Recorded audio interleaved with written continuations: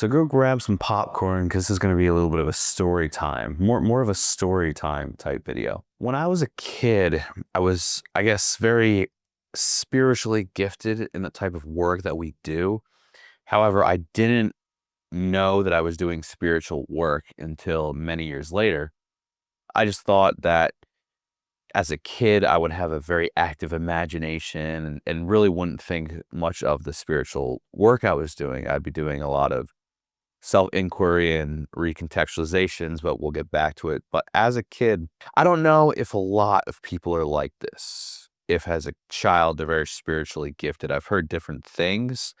I think a lot of them could be, but just don't remember. And I think I am one of those people who has a super exceptional memory. I remember a lot of things from when I was like 3 or 4 years old. I could tell you like 20, 30 things that happen to me right now when I was in preschool. So I'm not sure. People might just be gifted as children, just not remember, or I might be a kind of rare case. But nevertheless, I want to talk about some of these childhood insights that I had. Maybe you could relate to me when I tell you some of these things, but let's just get into it. What were some of the insights that a spiritually gifted child had years before he actually understood what enlightenment was or took enlightenment seriously? I'm going to explain to you these insights, realizations, experiences I had, and then I'm going to give you just like a short summary as to what they really meant pertaining to this work so you can kind of put those pieces together and apply it to your own study. So I remember specifically there was this one time I was lying in bed and I was touching my wall. I don't remember how old I was. I was very young, touching my wall. And I just remember for some reason, I didn't understand why, but I was confused as to why my hand couldn't go through the wall. And that's pretty much all that insight was. And why was I confused? I guess I didn't even know why I was confused. I was probably like, it's a wall and it's solid. I understand this. But for some reason, there was like a confusion. I didn't know why it was there as to why my hand couldn't go through it. And now that I'm older, I understand that this is because as a child, before I was conditioned into this world with all these concepts that we're living in a hard materialistic physical universe, I almost understood that the universe was holographic in nature. I didn't know like what the word consciousness was, but I guess I had this intuition feeling that this experience I was having was very holographic. But I knew enough to know about the relative world that I couldn't put my hand through it.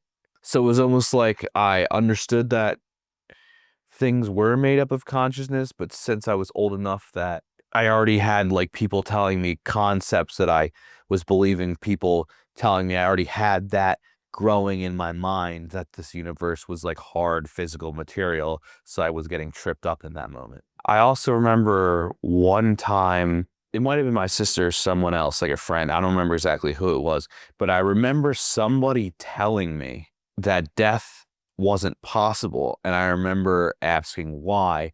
And they said something along the lines of, oh, since we're conscious of this present experience right now, it means that we never die. Because if we die eventually, then this experience right now like wouldn't exist, which doesn't make too much sense, but it almost like struck a chord in me. And I guess I was really getting in touch with the eternal present moment is what kind of struck a chord in me. This present moment right now that you're experiencing is actually eternal and it has been existing forever. Notice that like the past is always a memory and like the notion of death and the future is always just a projection in your mind. Like death is always somewhere that you haven't reached yet. It like struck a chord in me that this moment was eternal and that non-existence was actually impossible. And I thought that that was a super insightful insight to share. I also remember one time I was standing in my kitchen as a kid, and I remember having the epiphany of, oh, I'm here now. And when I say, oh, I'm here now, it was the epiphany as in I understood that I was kind of located nowhere specifically, that I was locked in to this like POV for all of eternity, that I was like almost standing in one place, like stuck frozen in time forever, because like walking and like locations and coordinates walking on a plane is like relative. If the universe is infinite, then like everywhere you go is the center, almost like you're actually stuck and you can't move at all, even if you're walking. And that the fact that I was stuck, that like this current incarnation, this view that I had of my kitchen, that this was actually now the current view, the new incarnation, the picture playing in front of me in this eternal spot that I've been sitting forever. Almost like, oh, this is the new dream, this kitchen living in this town in this state, as opposed to the old one, even if I didn't quite remember it. Also, there was this one time, and this is one of my first memories ever. I mean, I might have been like 2 years, I was probably like 2 years old. And I remember being at this carnival when I was really young. And you could tell in the story that I was really young because like my concept of like selves in bodies hadn't even developed yet. I remember I was at this like carnival with my parents. It was one of my first memories ever. And I remember being under this tent. And I remember that I hadn't even had that concept from society indoctrinated into my head yet, that there were like humans inside of bodies. That's how young I was. I'm telling you, my long-term memory is really good. And I remember instead of, like, looking at, like, consciousness coming from the heads of all these people at this carnival around, I almost was, like, looking around, and since I hadn't been indoctrinated with this false belief that consciousness comes from like brains, I was actually like playing with the idea, imagining and almost like seeing like the consciousness in the room, like outside of the bodies, like snaking around the bodies like an organism. And I was like playing with that abstract imagination in my mind when I was that age. Because remember, the only reason you believe that consciousness comes from inside the head is because you've been told that. But since I was so young, like 2 years old, that I haven't even had that idea put into my head by society yet, I was seeing reality how it actually was, just like a universal field of consciousness, like an organism. Like I said, I felt like it was like a snake, like an organism. It was alive, it's consciousness itself. Another memory I have of being a kid is when I was practicing recontextualizations. I didn't even know that I was doing this. I'll explain what that is in a second, but I remember when I was at a library, I was sitting there, actually standing there, and you know how this idea came into your mind that like this whole experience happening around you was just like pictures in the head. Like I remember like I was so young that that idea that like this experience, everything I was seeing and hearing and all my sensations were just pictures happening in the head and whatnot. I remember I had just adopted that idea, like that idea had been placed into my head from society at that point. And before I had like never known that. And I say air quotes known that because it's actually not true that this is all just pictures inside the mind. I hadn't known that yet at this point. So I remember I was playing with the idea of it and I was recontextualizing and I was switching back and forth. I was seeing the room I was in as being like actually outside of my head, like the way that it truly is, not being pictures in the mind, but actually like the wall over there being over there, this not being like a picture in my head. I was switching it from that to this experience happening inside of my head and it all being a picture in my head. I was switching it back out to like the outside and then like the inside of my head and then not being an image inside of my head to being an image inside of my head and back and forth and back and forth. And real quick, if you don't know what a recontextualization is, this like switching I'm explaining to you, I'm going to show you an example of it right now. So look at this cube, this picture that I have put on the screen right now. And what you're supposed to do as you're looking at this cube, you see it almost facing a certain way. Now, what you're supposed to do is you're supposed to blink. And if it's not changing, keep blinking, just blink over and over and over and over as long as you need to. And then all of a sudden, after one random blink, you're going to see the image flip and you're going to see the cube facing a different way all of a sudden. And why this is a recontextualization is, notice that like this is a picture I'm showing you. It's not like I'm showing you a video where it's a cube and then like the video is actually switching it to being the opposite way. Like it's a picture, but somehow it looks like the cube is physically changing. But notice how like the lines, the black lines that are on the cube, they're not moving around. They're not like doing anything differently. They're all stationary in one place. They're not becoming They're not coming closer or becoming longer or shorter or further away or like changing color. Like it's all one picture, but as you blink, notice how it looks like it's physically flipping back and forth. It looks like something physical is happening there. And that's the same thing what I was doing in the library with imagining this experience happening in my head to like outside my head. I was flipping it back and forth, back and forth, back and forth. So it was physically, looked like it was physically changing. Now the colors and the shapes and like all of that, while I was doing this, they were still staying the same. However, the recontextualization part is I was changing it from being it inside the head to the outside, to the inside, to the outside. It's like that halfway point between it physically changing, but in reality, like nothing is actually different.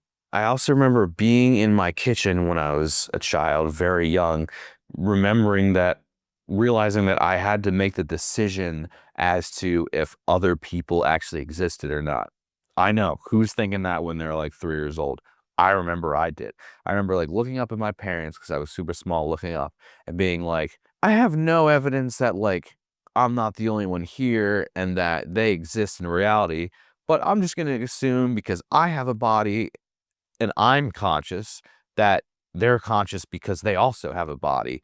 And I'm taught that consciousness comes from the brain, so I'm just going to assume that. Again, notice the theme throughout all these stories is you're looking at reality real and objective before any belief systems are indoctrinated into you from society. You're looking at it as it really is, as a true skeptic. The only reason you believe that other people are actually there are because you were told. That's the common theme. You only have all these beliefs because you were told by someone else. Another insight I had was I remember, I don't even know where I was walking. It might have also been like a library. This is one of my first memories.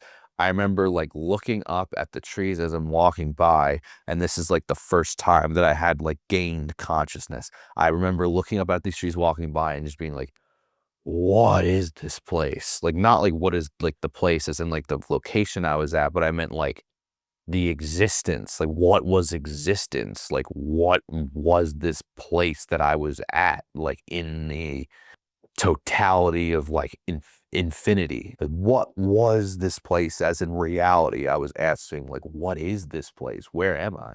I also remember one time I was like walking around my hallway and I realized that like I was forever stuck, like locked in, like to this one place, this one POV, which was like where my body was sitting. And then I remember like trying to like run like across the hallway and seeing if I could get out of this POV that I was in, this point of view where I was like a character sitting in the middle of my experience. I remember like trying to like run to like one side of the hallway, being like, nope, I'm still in this exact POV, still sitting in the body in the middle of this experience. And then like I'd run to the other side, and like it's almost like equivalent to like trying to not see yourself in a mirror, like being like, ah, but like moving like so like you're moving quick, so like you like so quick that you're trying to not see your face when you look in a mirror. If you could like beat your reflection in a race, but like you never can't because your reflection is just as fast as you. I was doing that. Like I was realizing that I was constantly locked into this POV and that I actually couldn't ever move, and that like the whole idea of like movement and like motion and whatnot and moving coordinates is like a concept that like doesn't actually exist, when in reality you're forever like locked into this POV, just reincarnating and imagining different things as God forever. And another insight that I had, the craziest one of them all, this is very hard to actually talk about because the idea of reality and dream merged completely. So it's like, it's hard for me to say it actually happened, even though it did, but like not happening being real versus like, or like happening being real versus not happening being a dream, they like merged into like one thing. So it's almost like, oh, was this a memory of something of like real life, or was this a dream?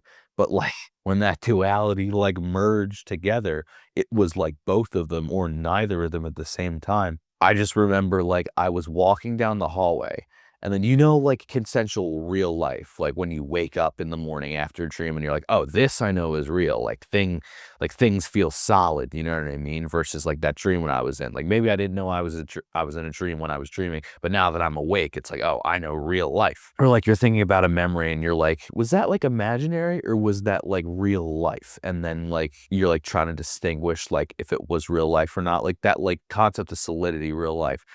I remember I was walking around and I was in a dream, but it was real life.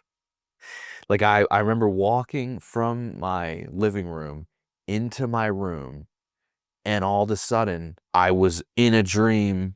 It was like walking through the most beautiful sunset of your entire life. Like everything about being a dream, like it was like exactly like the way like a dream would be. But it wasn't like you pinch yourself and you're asleep. It's like you pinch yourself and you're like still awake. That probably made absolutely no sense because like at this point language is like completely collapsing and everything like that. And when we're talking about like dualities versus dream and not a dream versus like the real thing where dualities don't exist, every single word in the English language is dualistic. Like there's nothing that like expresses the merge, like that non-duality. But I wrote, all I remember is being extremely young and having a God realization experience where I was walking down my hallway towards my bedroom at night from my living room and it being a dream, even though it was actually real life. It felt like the most beautiful sunset ever inside a dream, even though relatively I wasn't asleep. I will give you no more explanation than that because there are no words to describe it. So anyway, appreciate you guys watching. Thank you for enjoying the story time. Hope you enjoyed that popcorn. If you did, grab some. Make sure to subscribe, follow the channel, join the tribe. We're going to grow together. I'm planning on growing bigger and bigger, a huge audience, and we're going to like raise the collective consciousness of the entire universe together and make society a better place in general. So I hope you guys have a good rest of your day or night, and tune in next time.